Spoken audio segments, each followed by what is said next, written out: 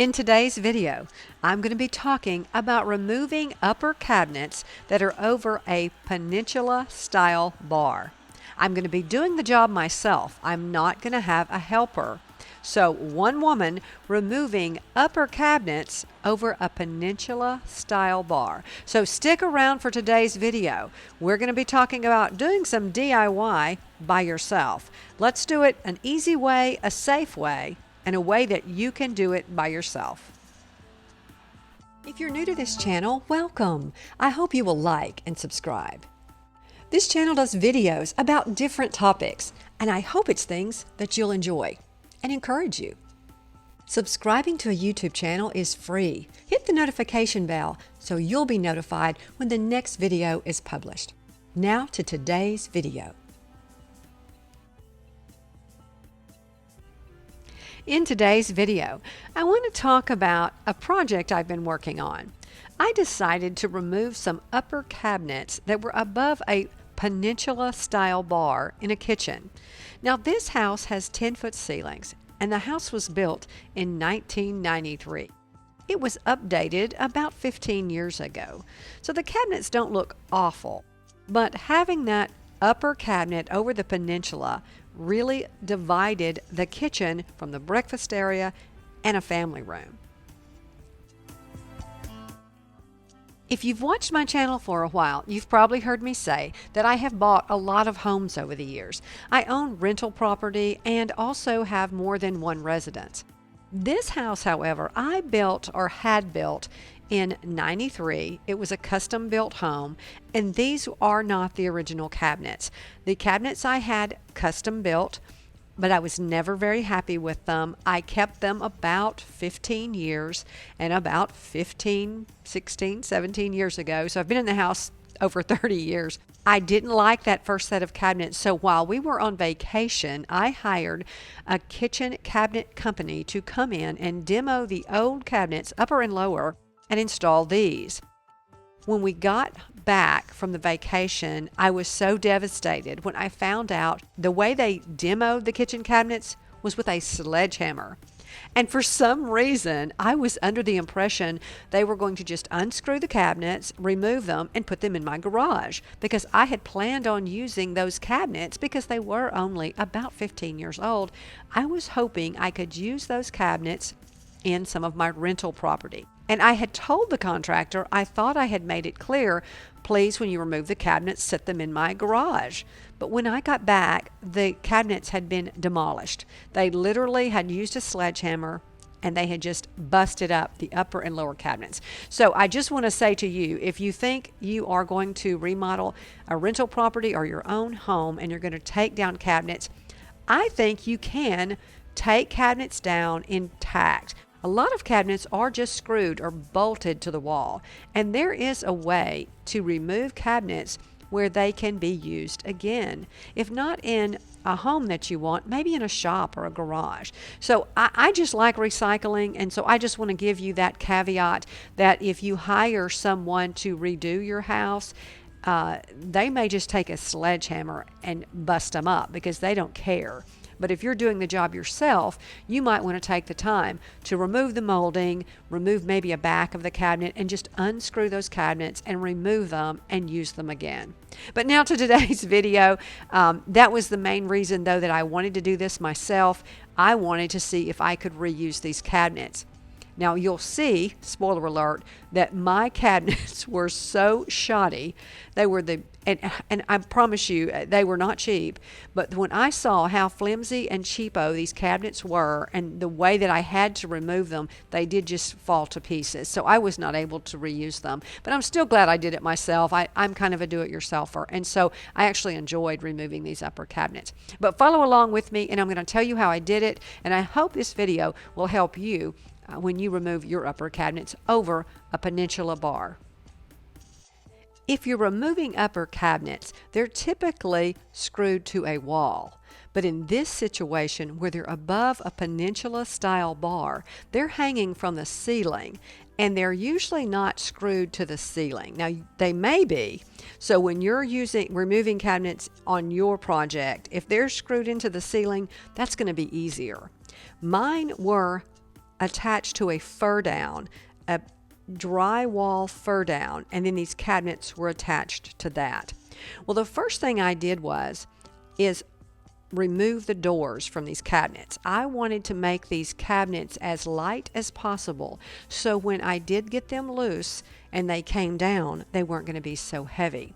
I was doing this job alone. I didn't have anybody with me to assist me, so I knew when those cabinets began to come down, they might hurt me if they fell on me, and they might also damage the granite countertops. The countertop below this, on this cabinet or this bar area, is black granite. So I removed the doors to get rid of some weight. Then I popped off the molding that was around the top of the cabinet to expose, hopefully, nails or screws. And I wanted to put something under these upper cabinets so that when they did come down, hopefully they would land on that instead of the cabinet. And it was actually my daughter-in-law that suggested I use the bar stools. I was thinking about buckets, maybe turn buckets from Home Depot upside down. But a bucket really wasn't going to quite be tall enough. So these bar stools worked pretty well. So I was hoping that when I got these cabinets loose, they would fall and land on these bar stools versus hit that countertop or hit me. I removed the trim. Then I removed the backs from the cabinets.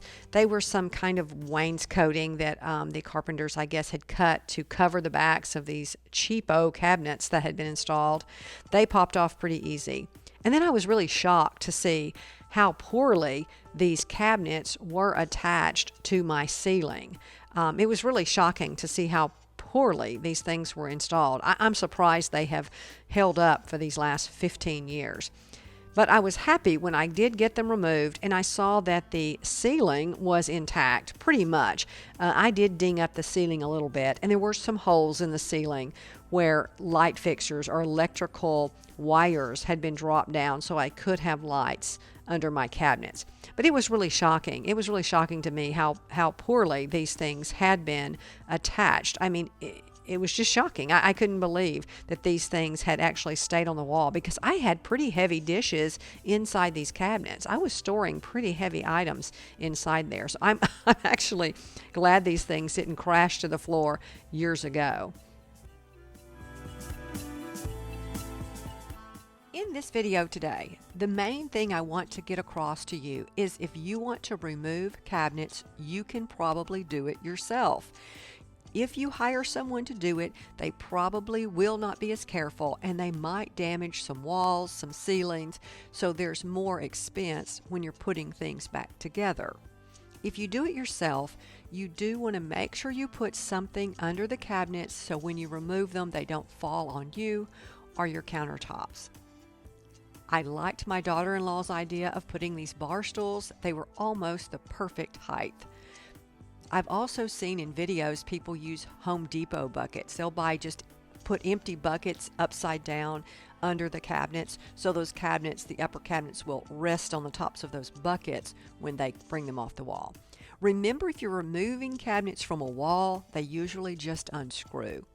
If you're removing them from one of these Peninsula style bars, they're dangling from the ceiling, and it is a little harder working above your head.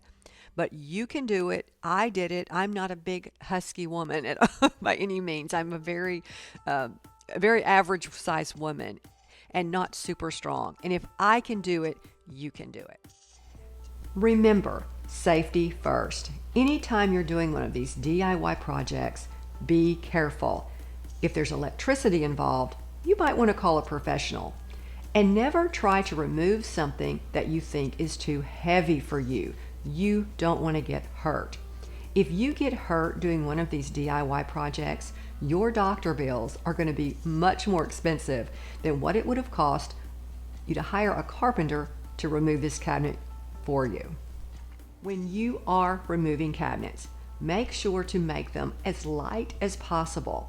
Remove the molding first to expose the nails or screws. Remove the doors to eliminate weight. Remove any decorative end caps, any back pieces. On my upper cabinets, there was a back that was decorative, and then also the back of the cabinets itself. I removed those too. Anything you can remove a piece at a time to make it not so heavy, do it that way. If you're wanting to save those cabinets, you can be careful and put those pieces back on if you remove them. Some of these cabinets are just put together with pinning or staples. Also remember, there's going to be a lot of dust and mess. So don't start this project right before you're going to have guests coming over. You'll want to do it on an evening or a weekend where you've got time to clean up the mess. I was very pleased that I got these cabinets off the wall and my ceiling looks okay. I need to have the ceilings painted anyway in this home. So I am not worried about the discoloration on the ceiling. I'm going to have the ceilings painted. And also, a good painter or sheetrock or drywall guy can patch up any of these holes.